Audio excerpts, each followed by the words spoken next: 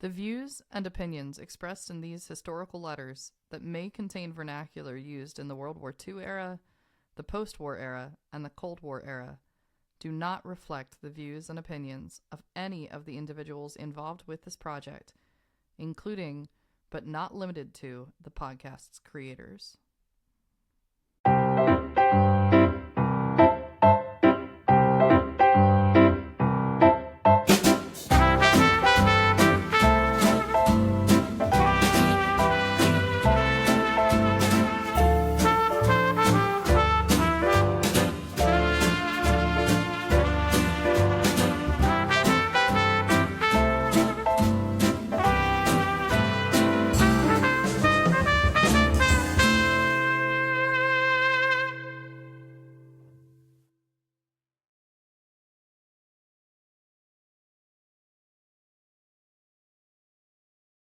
Good morning, Jamie. How are you doing today?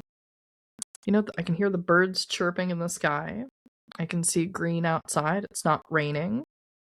It's not randomly snowing in early May, because who knows what could happen in Pennsylvania at this point. But yeah, we're in spring, and so is Sweetie. And I love when things line up like that. It is very nice. It is very nice when those things do line up, because I'll tell you, I'm a little exhausted. Yeah. It's the springtime. I've spent the entire winter not doing anything, and now it's like jumping in. My son came to me yesterday. He's like, I would like to take a walk with you. Let's go for a walk. And I'm like, well, you cannot say no to that. When a little boy's like, let's go for a walk. And we went for a lovely walk, and now I'm tired because it's hilly here. That is the nice thing about Pennsylvania. If you want to work out, just go for a walk, because you're going to go up and down. You're going to go around. Oh, if you're on your side of the state. Yeah.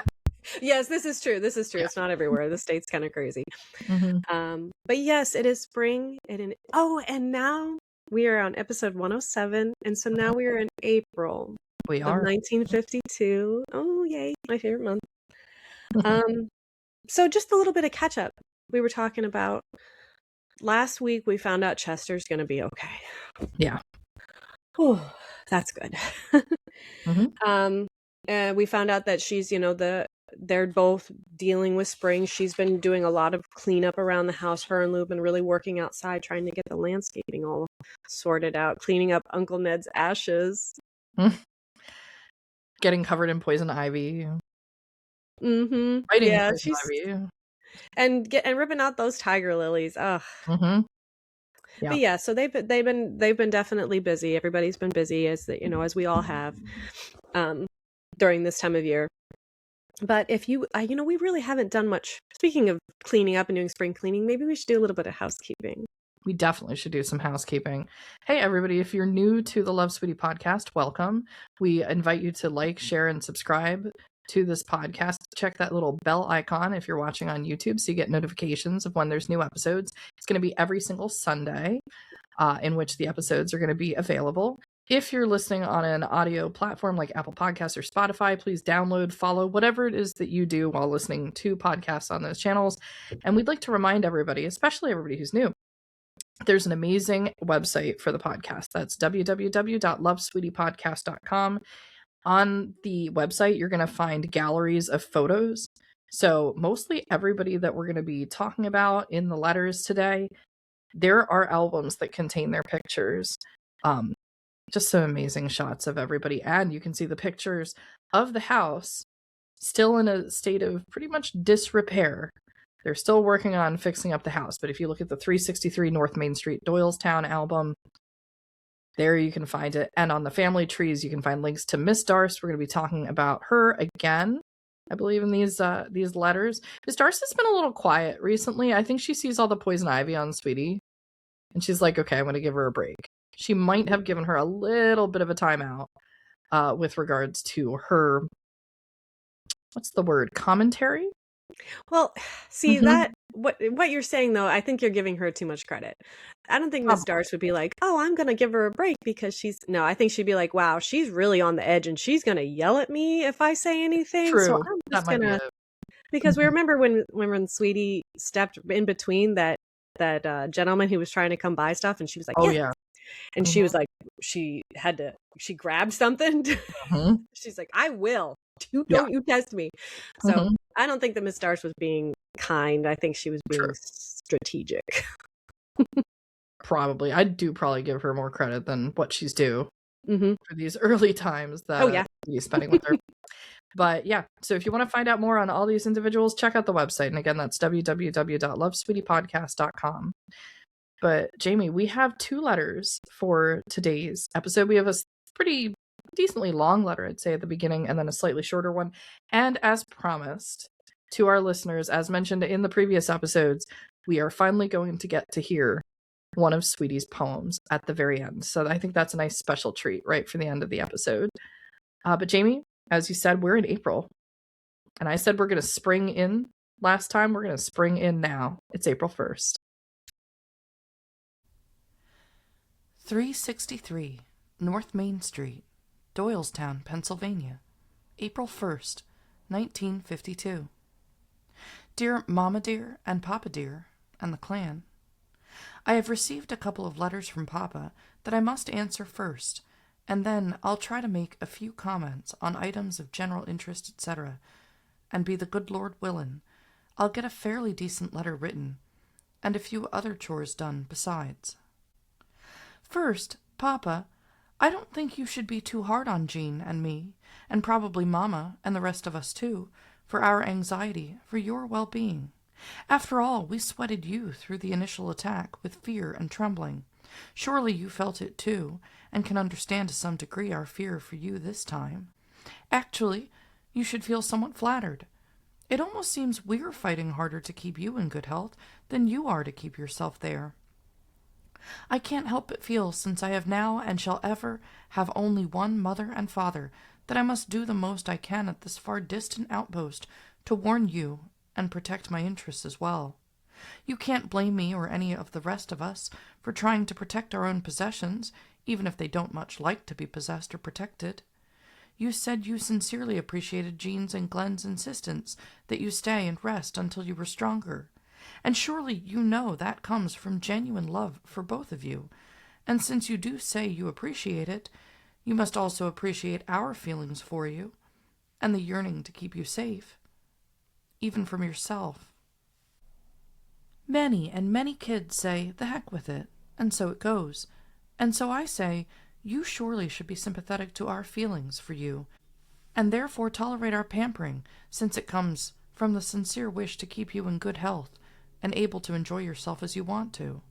I rather felt you'd like to jerk me up by the hair for scolding you so publicly when you don't tolerate it in privacy, but felt the distance that lies between us might ease the sharpness of both my letter to you and the one I felt sure would be coming from you shortly. I must say, your letter was more mild in that respect than I anticipated. Well, anyway, I keep warning you to take the very best care of yourself for yourself and for us. You must realize what a loss you would be to all of us, even though we are grown now and gone. Your letters mean so much, and the knowledge that you both are there is enough to strengthen morale and inspire daily living, probably more than you realize. And you better pay attention, or I'll do a bit of hair-jerking of my own. I decided long before your letter that the little camera was not worth buying, but the catch is that the projector was worth buying. I did not get to the camera shop to ask the GI operator what he thought of the projector, and besides, the sailor owner was rather reluctant for us to keep it for any great length of time, and so we had to hurry and return it. I did send you the film that he owned, even if he didn't particularly want me to, because I thought you were probably resting a lot, and remembering your boredom from inactivity, thought you might like to see the bar as he lumbered over the ice floes. You didn't say you'd received it or enjoyed it, but I received it yesterday, and so I'm sure you did get it, at least. I know how often I sit down to write you something, and write a full letter without even bringing up what I particularly wanted to write about, so I assume you meant to mention it, and in reassuring me, forgot it, as I do. So I shall not give you a raking over for that. Lewis liked the bar very much well. So did I, and I thought it might give you some entertainment during your rest. Still, in connection with the photographic stuff, we're waiting to hear about the 16mm camera that I sent away for repairs. I wrote them that I didn't want it returned COD, and sent the letter with it. And now, since I haven't heard from them, wrote that I thought they should have acknowledged its safe arrival, and that I would not pay any charges if they didn't send me an estimate first. They'll either play my way, or I won't play. Also, I probably didn't do a very good job of writing about the photographic paper, since you obviously got the idea it was still usable. It is not. It is absolutely worthless for making prints, but it would make a fine movie screen for showing home movies. It might make good backing paper for pictures to be framed, since it is of double weight, or perhaps for making masks for framing pictures. And I've about thought up an idea for making some nice movie screens from it, but actually that is about the extent of its use. It is not fit for making prints. Sorry I gave you the wrong impression on it. I remember that letter when she Mhm. talked about the paper that was expired, like Yeah. Blue had found it and they used it as a movie screen. hmm So if Chester got the wrong impression, it's because he didn't read her letter. Yeah, she was pretty specific. Even the chief at the base, who apparently knew his stuff about the materials, said this was done in 49, 3 years earlier. So, Yeah. yeah. Yeah, she said it's not good for making. She's like, it's good for hmm viewing movies, and that's cool because when Yeah. you think about that, if you can have a better movie viewing experience, then hmm yeah, that's really neat. But yeah, she didn't give him the wrong impression. I have a feeling she's kind of being a little like she's reserved in this. Yeah. He must have yelled at her through a hmm letter or something. Sounds like a, Um, yeah. yeah, and now she's kind of like quietly trying to like, hey, I care about you. Other kids don't care about their parents so much. And yeah, she's maybe laying a little bit of a guilt trip on him, which he totally deserves. 100%. Yeah. Absolutely. Perhaps maybe he needs more shame. So I would definitely, I'm going to prescribe that. And, but she's obviously, she's like, hey, you kind of are being a little mean. I just want you to know I love you. hmm And she's right. So, and she didn't give him the wrong impression about that. Yeah. Um, yeah, so they talked about that camera. Yeah. So they had the sailor. He's like, I'm selling the camera Right. projector as a deal. There's no way, because he knew he wasn't going to be able to get rid of that piece of junk camera. hmm She knew. She's like, I'm not getting it. But they do need a movie projector. They do need one. Ooh. So, this is nice.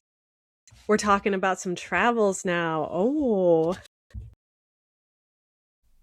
Now, about my coming out there. No doubt you're anxious to get my opinion.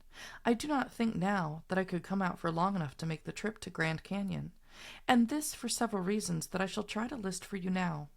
Of prime importance is the work that must be done on this house to make it weather tight and warmer for next year. Car oil bill was something out of this world this winter, and I'm quite sure we could make great strides in savings there if we could work together on the house and windows. This is positively a must. Another thing is that I'd already approached the man next door about having his garden more over on our back lot, so that we could put it under cultivation, and perhaps kill out some of the weeds and ivy that have grown rampant since it has gone unused for years and years and years. He agreed to do so. We are to go halvies on the plowing, disking, and harrowing. He is to help me with the layout and know-how of planting and keeping for use of our land, which is less shaded than his is, and so promotes better growth. This too would mean a great deal of time for work, but it would mean a cut down on the winter's food bill, and that too is essential. I don't think I could get anyone to come in here to take care of the house and Miss Darst.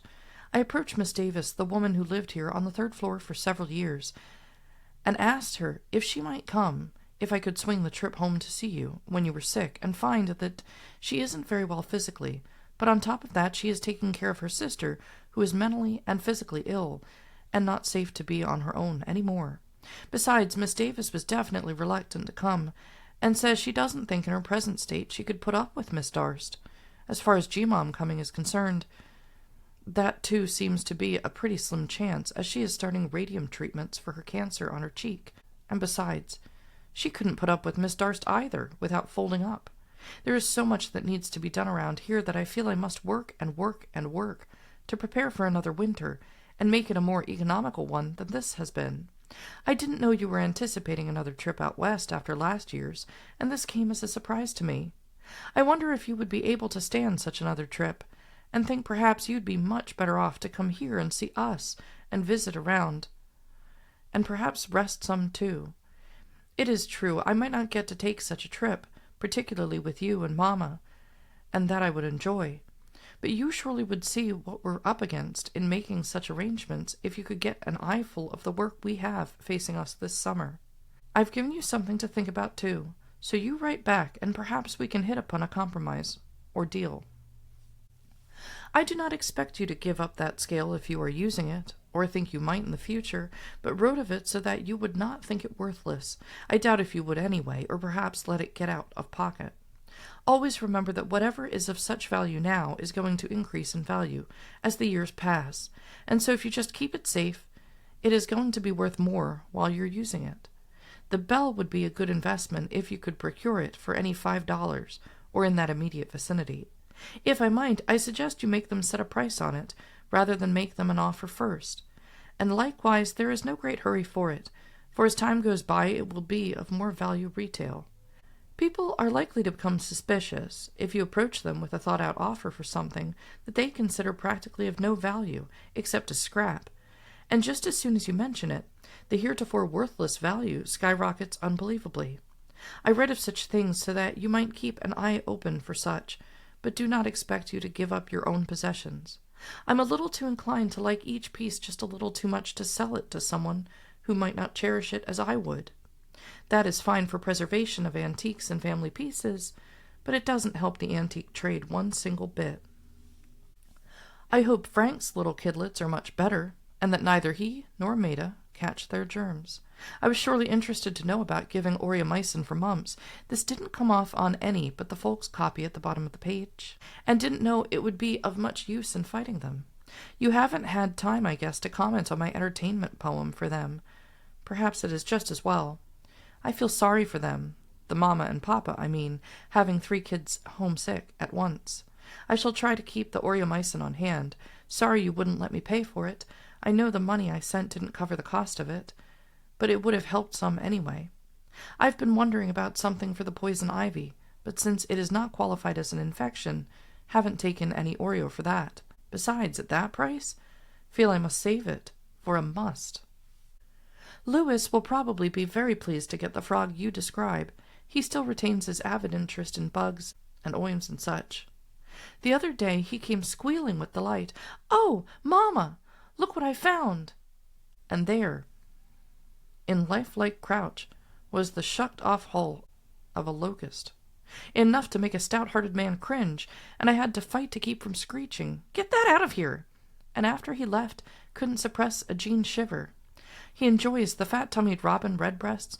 I'd like them a little better myself if I didn't know they were getting fat-tummied from our freshly sown grass seed, and he was sorry to see us evict some sparrows from the ivy that is growing so heavily over the front door.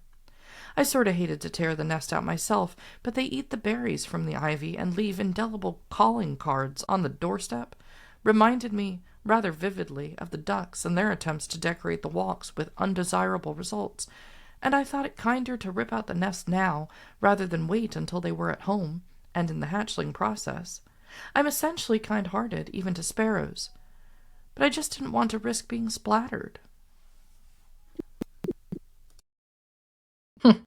Do you remember when they were in what was the name of the Norwood? No, it wasn't Norwood. It was the house that Sydney G-Mom. Oh yeah. With Elizabeth's friend. Yeah, Elizabeth's friend. So that Louis found another hull from a locust. Yeah. Which is fun. It's always fun to do that. To go around and find them on the trees. Yeah. And Dit's like, "Go show it to my friend," because she knew. She knew it would happen. She's awful. Mm-hmm. But yeah, so that reminded me of that story. Okay, but let's go ahead and just address the problem right away. Yeah. Because apparently Chester is like, you know what would be a great idea? We went to the Grand Canyon last year. We've never seen our daughter's house in Pennsylvania or been out there. Let's go back to the Grand Canyon. Potter time. So butter in the Grand Canyon. Let's do it 2 years in a row. Let's do 2 years in a row, even though Sweetie has been like, I have this large, and this is the best possible time. She has a house. They would probably have their own room. Yep. And, and then we learned that Miss Davis, whom Sweetie was planning on, tapping for, to help out, actually lived on the 3rd floor of that house. So now, okay. I'm like, I don't know. Let's give her some credit. You know how much I don't like to do this. She had a boarder. Yeah. So at some point in her life, they had a boarder, and now she's the boarder. Yeah. It has to be incredibly demoralizing for her to be coming to this point in her life where she's slowly losing things. Now Sweetie's in charge. And that's her house, and she's there, and she's still trying to hold on real tight with her little hands, little bony hands. Yep. And I was like, oh, I kind of do feel a little bit bad. Okay. That's enough. Let's not get too far. Yeah. All right, we're good. Yeah. So Chester he's really priorities. Okay. Where are his priorities right now? And then, of all things, she's trying to fix up this house. Hey, you should just take however many weeks off and just come out here. Not just that he's gonna go. Oh no, you should come along with us. Reality. What? So yeah. And she's got a lot to do. Yeah. They just got through a hard winter. This is their first winter in the house, and now they have seen all of the problems. Now they have experienced the drafty windows and the cold floors and things falling apart, and so they know they have to get this house in order for next winter. They know that she has to do this. She knows she's like, I need a garden. That is cool. That's cool. So the man next door, he's just going to expand his garden, and they're just going to work together. It's interesting because as I was listening back and as it happens, something comes to me that didn't come to me before, especially when I was reading this letter, narrating this letter, and originally transcribing this letter. The mysterious man next door is making me think about Farmer Frank on County Line Road, Frank Early.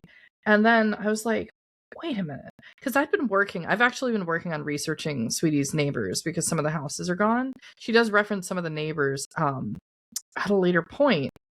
And then I was like, wait, is that Mr. Strauss? Because I know some of the names of these. So there was a man living next door, an old man. He dies in the mid-50s. So he's at the end of life. But his name is Ulysses Grant Strauss. Because as you did in those days, is when you have a war hero, that's that's why, what was it? General Hancock is, Winfield Scott Hancock was Winfield Scott Hancock, because he was, Winfield Scott was the hero of... Wait, is Winfield Scott his first name? Oh, no, this is just about Hancock. Okay. So, but the great Civil War general, Hancock the Superb, General Hancock, his first name was Winfield Scott because one of the great generals before him was Winfield Scott. So we have, living next to Sweetie, Ulysses Grant Strauss, obviously named after Ulysses Grant. But I was like, wasn't he a nursery man? And then I remembered I'd been looking up an obituary of him at some point just to see the reference in a later letter of how old he was and what happened to him. And it said he was in Plumsteadville. So just while listening now, I'm like, I think that's Strauss. So I'm going to detective this some more about the man living next door, because I do know there is some sort of nursery man that either lives, is on either side. She has neighbors on either side. So there's only two possibilities here. And I know one was one of the foundings of I think one of the Bucks County nurseries up the road. Now, we should also remember for the Doylestown listeners and non-Doylestown listeners, this is where Burpee is from. Doylestown is where Burpee seeds are from. It's not Burpee, though. I remember distinctly it was not that, but there's a lot of this kind of industry around. So she's talking to someone who really knows what they're doing. It might be Strauss. It might be the neighbor. So gonna have to check that. I'll get back to everybody in a couple weeks here about that information. But when she says the old man next door, there are two old men on either side of her. I remember that distinctly. But one of them, I think, is pretty notable in the community, or at least at the time. I think he's completely forgotten at this point. I haven't heard the name Strauss outside of my dad talking about the old man, but he was one of those main pillars of the community of like the early 1900s type of individuals. So we're going to hear more about the neighbors. And we've been hearing so much about Miss Darce. It's nice to hear about her neighbors on North Street. It is kind of cool to hear about the neighbors, because the neighbors are the ones who have like named her. The neighbors are the ones who are peeking at them, like as they do their improvements. Yeah. So yeah. I think that was everything. I just wanted to call Chester a boomer. Absolutely. Absolutely. You want to go out to the Grand Canyon for 2 years in a row. Okay, boomer. Like, yeah, like that's such a boomer attitude. There is one other thing that I want to insert here, which is, hey, we're mentioning oreomycin and all these fun medicines of the 1950s. Insert disclaimer here. Special disclaimer. The medicines and other medical treatments noted in these historical letters from the 1950s are specific to Sweetie's story and might not be recommended today, or are even more regulated than they were so many years ago. As such, none of the medical information contained within these letters is to be construed as medical advice. Talk to your doctor. Thank you for your attention to this message. Now, back to the show. Yeah, don't need to comment on them in this episode, but just want to get that disclaimer in there because, again, talk to your doctor. Okay. Moving on to part 3. About the Demaree book, I did not find out in my queries whether you were in possession of the other book and set of supplements, or if in sending me this one you gave up the one copy you retained for yourself. I shall send this one back to you, rather than make you give this up. However, I'm going to write and ask the Reverend David Demaree if he could scrounge up another copy and set of supplements for me, even if I have to pay double price to get them. Oh, yes, I see you do have the other one in your possession, don't you? I think I told you long ago that when Lou and I attended the Demaree family meeting. And that's another reason why you should come here for the summer. I asked Reverend Demaree's niece, who seemed to be his chief aide and bodyguard, about the forthcoming of a supplement to supplement the supplements, and she said, almost laughing at me, that they didn't anticipate ever getting another one out if it were dependent upon the services of the Reverend Demaree, for he just wasn't physically able to do all the work. I hadn't thought of typing copies of the book, but wonder if that wouldn't be worth every bit of the effort to furnish at least your grandchildren with a copy for each. I don't wonder but what they'll be far more interested when they grow up more. You know, I'm finding it more and more a curious fact that we do not grow wiser in proportion to our growing older, and all I can finish that up with is, ain't that a shame? We'd be so much wiser and more understanding if we did.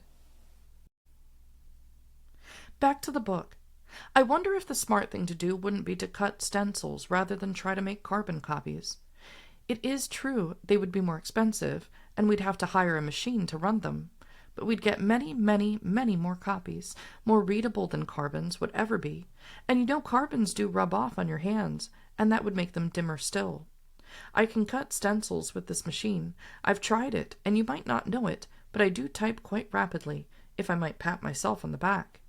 I admit to being careless in accuracy in these letters to you, as I'm usually trying to get done in a hurry, and write as much as I can.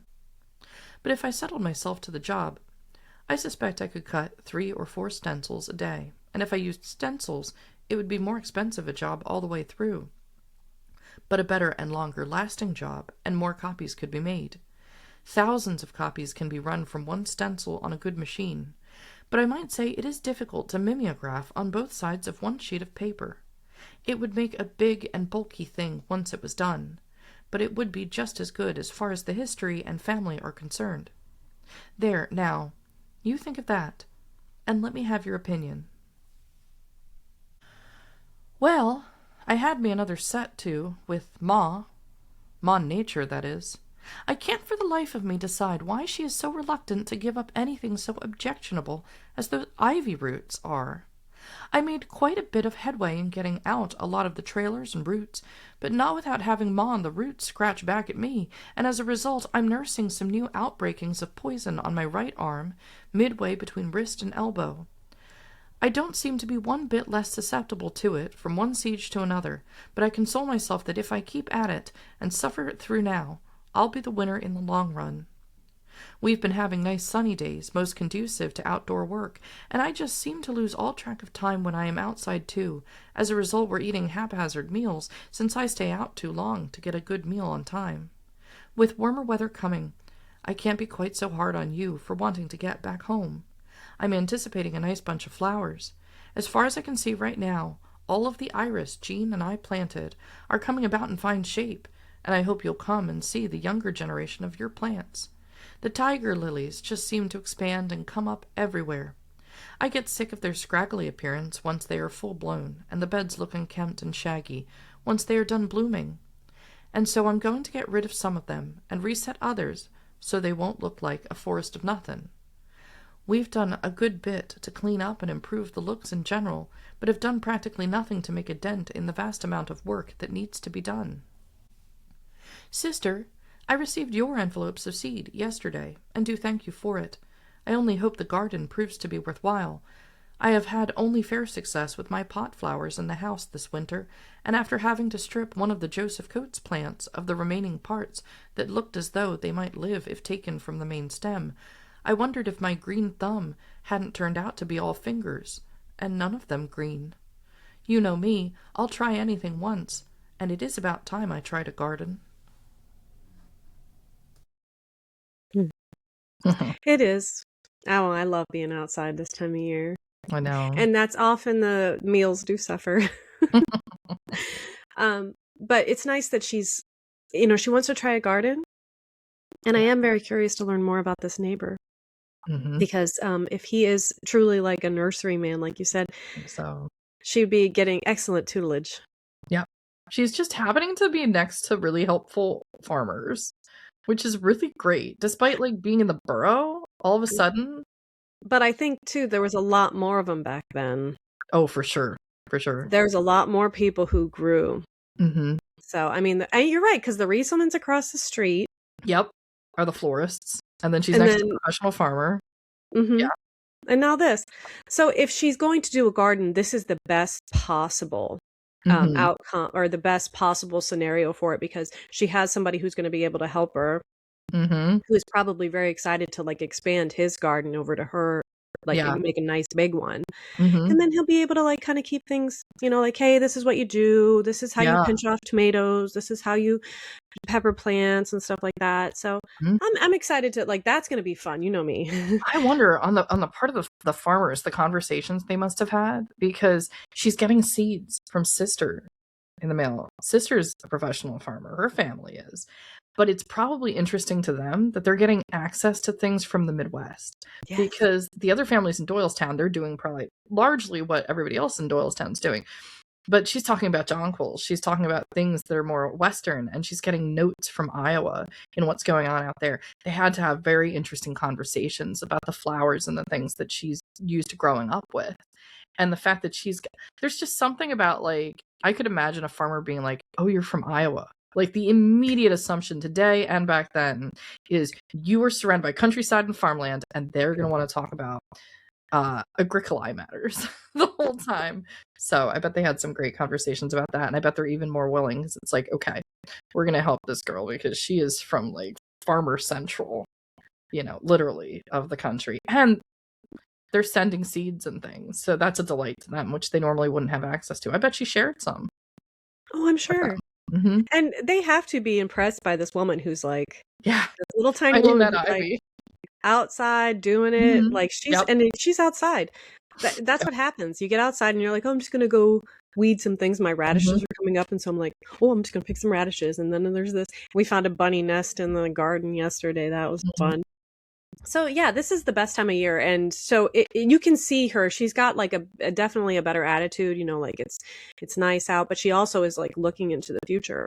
Yeah, she's like, oh, we have got so much to do and so little time when I look at it. Oh my goodness. So this is also, it's just like, hey, Chester. She's really trying to get him to come out there, and I just don't understand what his holdup is. Like, why don't they want to? He's like, no, I'd rather go back to the Grand Canyon for a second year in a row. Like we finally understood at the end of season 2 why he needed to go out there. Well, he went to New Mexico. This time, no. No, this is just, come on, Chester, time to visit your daughter. Now it's been a while since Jean's visited. We've never seen Frank out there. We've never seen Sister out there. Never seen Florence, not that we're expecting to. She needs to see some family, and it's time for Mom and Dad to determine to come east, and just, he doesn't need to be puttering around the Grand Canyon. Yeah, I think that he definitely wants to avoid her in any conversations that she would have with him. I think it's probably what it is. But they definitely need to get out there. And especially, like, given all the family history, they'd be able to visit family on the way. He is the runner of the chapter of the Iowa portion of the Demaree Society. He's probably, again, we think he's the only member as well, but he is the head of the Iowa chapter of the Demarest Family Association, so he needs to show up and attend a meeting. This is true. Yeah. Well, she's going to spend a little bit more time talking with him about that. So hopefully we'll get some resolution, hopefully, onto whether or not they come out, but probably not this letter. Papa, since you've gone back to Lacona, it is possible you have not received the box I sent to you at Jean's house. I sent it thinking again that you might be spending idle hours and need some diversion. As stated in my other letter, the pajamas were intended for Mush if she wants them, but the smaller box inside the box was for you, and also for Jean and Glenn, as you were then at their house, so I thought. I shall mail the next box to you at Lacona, and I suspect it will take me another week or longer before I'm ready to send it to you. Hope you'll enjoy it once it gets there, but also hope I haven't built it up into a disappointment, as it really won't be too much after all. Jean and Glenn, we received the rings yesterday in good condition, and they fit fine. Lou immediately put his on, as I know it will save his gold one a great deal. I feel it almost sacrilegious to take mine off, but I'm going to do so particularly while working outdoors. However, where there is so much good, there is bound to be a little bad, and now the young'un is about to lose his nose that is so out of joint, because we each got one, and he didn't. He has asked me to ask if you'd make him one. I rather hate to impose on you to ask you to do it, and you need not feel you must, because we've asked you to. However, if I can, I shall try to get a fit for him, and send it at some future date. Wish I could see Jean's hair after having it redone. Mine is terrible, and I guess I'll have to ask Elizabeth if she'll give me a home permanent. Remember, I went to the local beauty shop to get this store-bought one, and haven't liked it very well, so don't think I'll spend the money for them to ruin it again. We had an accident just up the street from our front door here yesterday that just narrowly missed being a very serious one.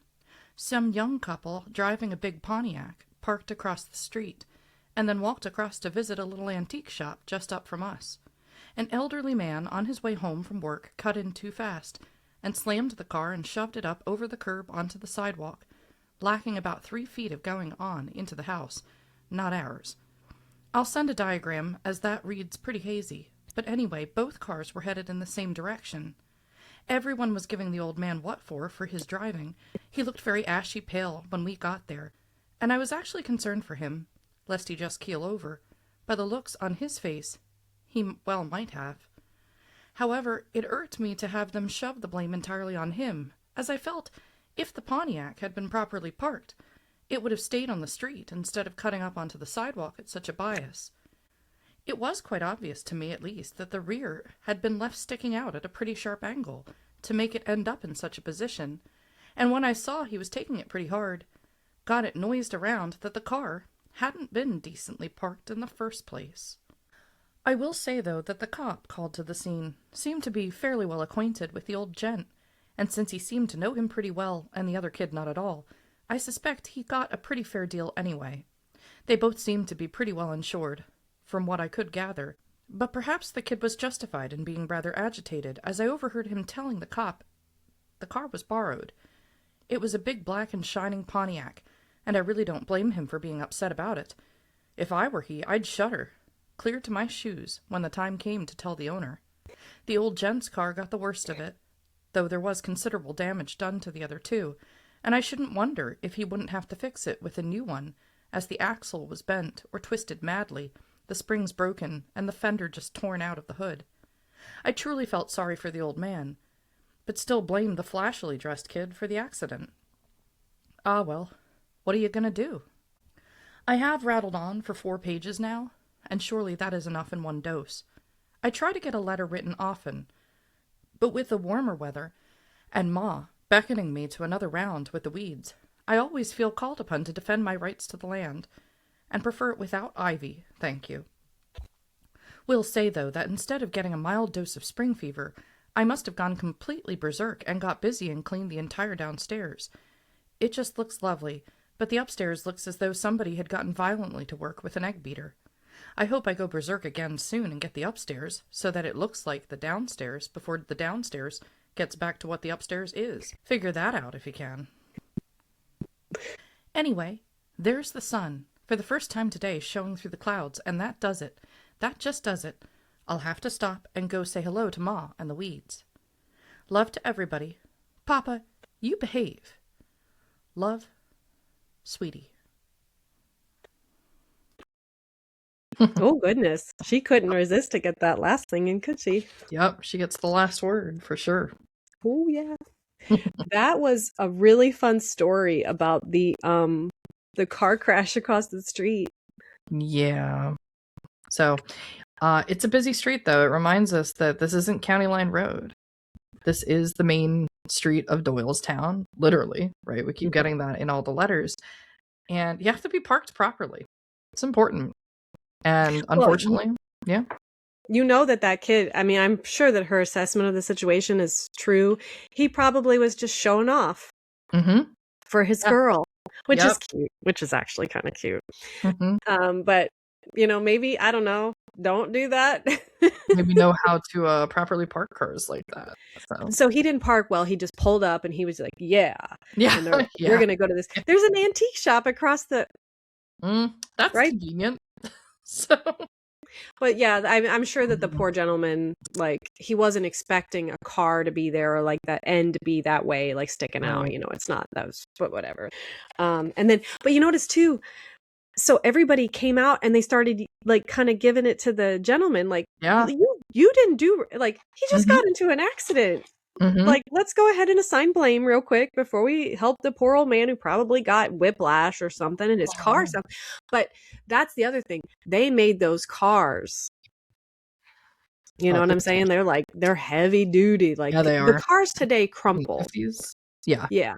Cars today crumple, which is it's a safety feature because they're designed to take the impact. But you got to wonder how fast this gentleman was driving to have his whole fender ripped off and all of that other stuff. To be pushed up almost to the house. The other car. Yeah. So, but anyway, people just need to be more careful. So Glenn did make rings. They had made rings before. They were not good. They were too big or something. She's bringing out the gloves. You guys, she's bringing out the white gloves. So I have some questions about these rings because I was doing some cleaning and going through a little jewelry box that, quite frankly, I'd forgotten these were in here, and at the time wasn't really thinking about it. But when we were revisiting these letters, and I just happened to be cleaning out this area, it was some jewelry that Sweetie had in a box. Trying to get this on right because the thumb is not where it's supposed to be right now for the glove. And I found these 2 rings with no commercial markings on the inside, and they're both steel rings. And I thought, is it possible that these are the 2 that Glenn made? So I pulled them out of my drawer here, and I wanted to put the glove on because I think it'd be even easier to see on the white. But I'm pretty sure that these are the ones that Glenn made. They're both slightly different. One's more thin than the other. I think it would fit a larger finger. But yeah. So I'm going to hold one up to the screen here. Put your... Oh my gosh. That is that has to be the rings. There's only 2 that I've seen. And they were with her sort of fancier jewelry. She didn't have crazy fancy jewelry. But why would 2 steel rings be in there? And because of the lack of commercial markings on the inside or on the outside that are just very plain, I think these are the ones Glenn made. So I'm going to get photos of those on the website. I'll make sure I take very good photos of them. But I was really happy that you come across. I've just happened to come across these things in the right time of the letters when they're being talked about anyway. And so we'll get those put into we have a family heirloom page in the galleries. I'm going to put it in there for people that want to see those photos. I can't imagine there anything else. No. Why would she put those with her other jewelry? And that ring was so that they could save his gold ring because, as he worked as a machinist mate. Machinist mate, yeah. He was a machinist mate. He had his hand in those planes a lot. And those rings could get damaged and scratched. And he said that they would catch sometimes. So, aw, I'm so glad that you found him. And that does seem to be the way that things go. Like you find the things as we're at the same time. Yeah. It was completely unintentional. Yeah, because there's I'm sure that there's more we'll come across and that will happen again. I'm so excited. Yeah. But yeah, and then poor little Lewis, he wanted a ring too. He did. Now I don't know if he actually got it. I'll have to ask Dad. But I think that's adorable. Like, don't I get one too? Like, no, you're like, this is okay, whatever. And instead of saying like, no, this is for the married people, because he's also we bought a little tiny ring for my daughter, and of course now she's too big. They outgrow them and stuff, so it's kind of silly, but anyway. Yeah, so I can tell that she's in a better mood because she's making those jokes. And in Pennsylvania, we do not get a lot of sunshine. So when we get the sunshine, we're just so happy about it. Oh, yeah. Yeah. So she's happy to be outside, and she's happy to have her big giant house. And I know she is lamenting, like they definitely are like, this is a lot of work. Like we didn't realize how much this was going to be and how bad it was going to be. And then throw Miss Darst on there as cherry on top of that sundae. But she does love it. They're where they want to be. Their house is huge, and yes, it's dilapidated, but that's okay. They're going to work on it. It's still standing today. They clearly, like, spoiler alert, anybody that's walked by is like, well, it's still there. So they must have done a good job. We are going to get into a lot of pretty intense housework during the summer of 1952. So that information is coming up. But right now, she's still fighting the weeds. So yeah, she's still fighting the weeds. And that is the conclusion of our first letter for today. But then a week later, a week later, she writes again. And now we are finally going to get to hear some of that original Sweetie poetry. 363 North Main Street, Doylestown, Pennsylvania, April 7th, 1952. Dear Mama and Papa and all, it seems like quite a long time since I've heard from you. Perhaps it isn't actually as long as it seems, but I wish you'd all get pens busy and fill up my mailbox for several days. Perhaps there will be some mail this morning. I always worry when I don't hear some reports from Papa for a while, and of course the family news is of importance and of much entertainment. I meant to sit right down and write to Papa that Lewis had received the little package containing the swimming frog, and I paid particular attention to what he first remarked when he opened, and here it is. Mama, I'm afraid I'll have to tear the box to get it opened, 'cause it is fixed too tight. Ah, ain't he cute? He had to go back to school before he had any chance to try it out, but after school we fixed a big dish pan full of water and made him swim. We are sorry that there is an air leak in the body where the tube is sealed in, but Lou said he'd get some tire cement and seal it as soon as he could. I've persuaded him to put it up until it is fixed, lest the leak gets worse as he plays. He is most anxious to have it fixed, and Lou said he'd see to it today while at work, and then I'll write you more about it. Jean, I received the 2 packages of seeds from you, but was most disappointed there wasn't even a note enclosed. You and Sister are going to keep me busy, I can see that. But the job of cleaning out and getting rid of ashes, rocks, and debris from the yard is so extensive and so slow-sandwiched, in between the other millions of jobs, that I'm afraid I shall not have as many flowers as I'd planned this year at least.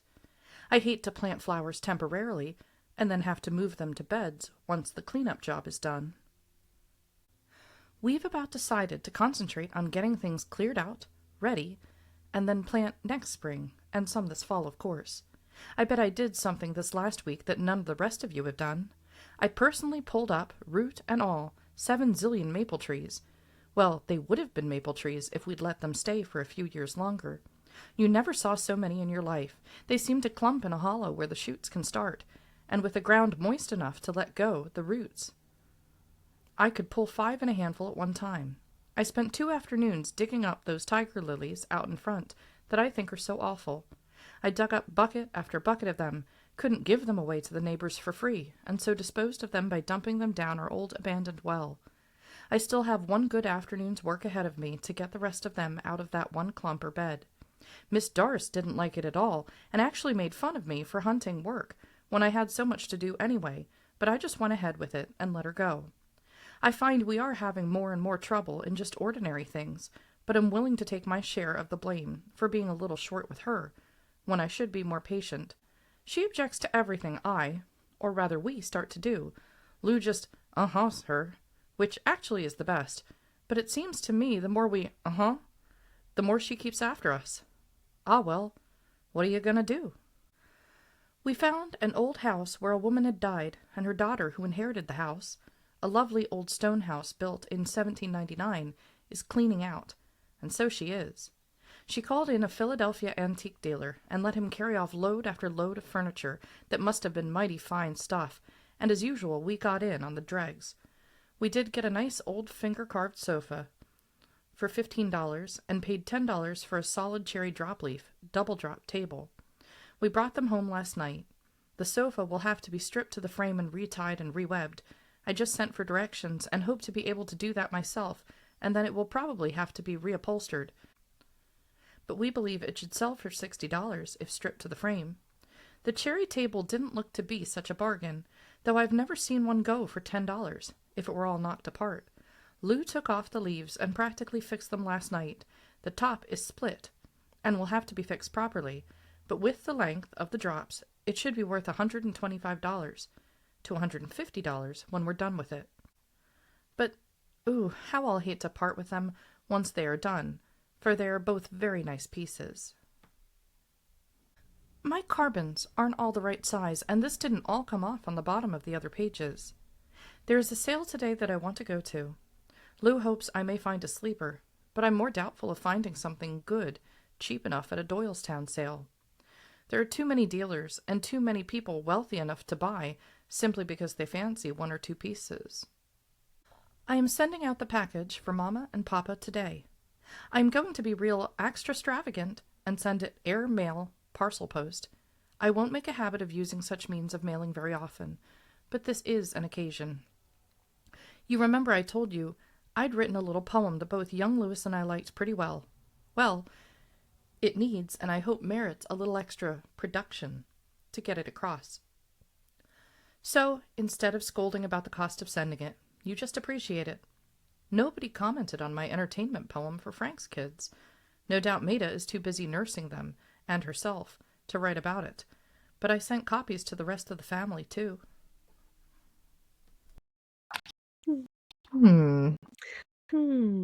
Yeah, she's mentioned that. She's like, what about my poem? You guys didn't say anything about Nobody's my poem. commenting on anything. Yeah. Nobody's commenting on my poems. So they have gotten back into like buying some things and refurbishing and stuff. Yep. We remember that Lou was having some trouble. Yeah. Was having some health issues, and she noticed, she's like, he's not taking joy in refinishing furniture or doing anything like that, and that's something that he enjoyed doing. So I'm hoping that having these things and him like maybe doing them is a sign that he's feeling a little bit better. I think and so. not a sign that he's just ignoring the problem and doing things to make her feel better about it. You know how guys are. She's definitely still doing a lot of yard work, and she's really proud of it. But her, like, these poems have definitely, she's mentioned them a lot. She's like kind of getting into it, which is it seems like a natural progression for her because she's so good at writing and she's very good at doing that kind of stuff. So like, Sweetie the poet. We might as well proceed to part 2 to get to that magical ending. Oh, yes. I meant to tell you, we went to a sale in the country on Saturday and bought some photographic equipment for you. We got a Daydark photo postcard machine made by Daydark Specialty Company, St. Louis, USA. It is a big thing, 9.5 by 12 by 9, accordion extension. You know what I mean? TB Victo lens that says 1/10th, 1/25th, 1/50th, 1/100th, with F 45, 32, 22, 16, 11, 8, 6. It really looks like a camera and printing box combined. We got 2 tripods, look to be in fine condition, and also there is another camera, looks like an old portrait camera that the man made for himself. There is a lens, but no writing on it, and the accordion part has been patched. Would take a plate 3 1/4 by 4 1/4, I guess. And then there was a small camera that we have apparently left in the car, or else it is in with some towels, etc. that I bought. I hesitate to try to box them up and send them, as they are so big and fairly heavy, and Lou said they might be additional bait to get you to come and see us and get them. I hope they prove to be worth the $5 or possibly $6 we paid for them. If you don't really want them, do not feel hesitant about saying so, as we feel sure we can take them to another auction and get what we paid for them without any loss at all. Write about this when you can. I shall have to cut this short right now so that I can get my package off. I want to try to write again in a day or so. Lewis has Easter vacation beginning Thursday the 10th to Wednesday the 16th, and he has so looked forward to vacation that I hope to be able to do something special while he is off. He has said he'd like to go into Franklin's Institute again, and perhaps we will. But if I seem a little lax during that time in writing, that's why, and perhaps I'll have more than the usual drivel to write at the end of that time. I shall not stop worrying about you, though, if you are as lax as I am in writing. Jean, are you working too hard to write a little? Or do you worry too? I must pat myself on the back and tell you that I've abided by my self-inflicted punishment, the diet for some time now, and feel like a million. I don't think I've lost much weight, and I surely haven't starved myself except for my love of candy and sweet stuff that put the weight on in the first place. I think the outdoor work that I've indulged in, for actually it is fun, has aided me greatly in boosting my morale and keeping me from nibbling as I do so habitually. And you might not believe it, but I haven't had but one yellow pill for a crutch since I started. The outdoor work does wonders for me all the way around, and I'd feel very much encouraged if I just lose a little weight as an inspiration. I'll send along one of those poems for the rest of you guys, but we'll send the McCoy to Mama and Papa. You'll let me know when they arrive, won't you? And the condition and time required. Did you get the box of candy? Love, Sweetie.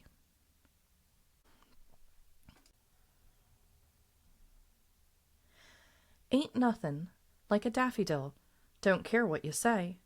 Don't nothin' like a daffodil, chase them winter blues away. When spring lifts up her sleepy head and opens up her eyes, don't winter shake her feather bed, clear up to them blue skies. She sees the first green shoot appears, and though in disbelief, the first faint robin trill she hears, as he rustles fall's dead leaf. Most flowers are feared to show they heads, think spring's not here to stay. They stay all snug in warm dark beds, but Miss Daffy's up today. That yellow colors like the sun that brightens up your day and keeps you till your day is done. She's sunlight all the way. You'd better pay a mind for sure, 'cause just as you were born, unless you smile and nod to her, she'll blow that trumpet horn. You're sure that spring has reached her goal, as you see that beautiful thing.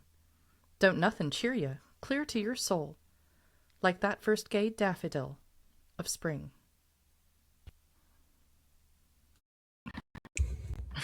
That's so lovely, though. I think she's actually quite good. She's right too, because the daffodil is one of the first flowers that you see, Mm-hmm. and that they're one of my husband's favorites. He loves them, so I planted a lot around our garden beds. But it's a harbinger of spring. Mm-hmm. It means even if it's cold, the daffodil still comes up. Do you remember Mr. Rieselman saying about her crocuses and stuff? He's like, they're fine. They'll come back. And he's right. They're tough flowers. They're tough, but they're beautiful. They are. Oh, hi, Franz. They're tough, but they're beautiful, just like Sweetie. Yeah. Well, at least you can share the poem with Preston. So if he'll like it. Yeah, He'll like it. That was a very lovely little poem. yeah, There's not much to comment on in the last section of this letter other than the poem. I mean, again, some photographic equipment. She's baiting. Well, now that Chester's thinking he's going to the Grand Canyon, she's like, but wait, I got some tripods. But you have to come east for them. And I love this one note that she makes, which is she mentions the yellow pill. She's like, I haven't been taking it. That's clearly the dexedrine. That's the Dexy. And since she's been happy and since she's been outside, no need. So she is not taking it as much as I'm sure there were so many women taking it. She's really sincerely cut down on this. And that's a good thing. Mm-hmm. Mm-hmm. Yeah, she's definitely, this is, it's not easy to do. Mm-hmm. It's not easy to deny yourself the things like the sweets and the candy and potatoes and gravy and like all that other good stuff. Mm-hmm. So like the fact that she's doing it and she's feeling really good about it, and she's doing it without the dexedrine. These are very nice letter follow-ups, like very nice follow-ups to like the unpleasantness that we've been dealing with Chester. Yep. And also I kind of like how she's giving it to him a little bit like, hey, Laura and Chester need to come out to Pennsylvania. That's just the way it is. They have to come out. So, but we are not going to find out about that today. That will have to be at a later episode. With that, see you next week. Bye, everyone.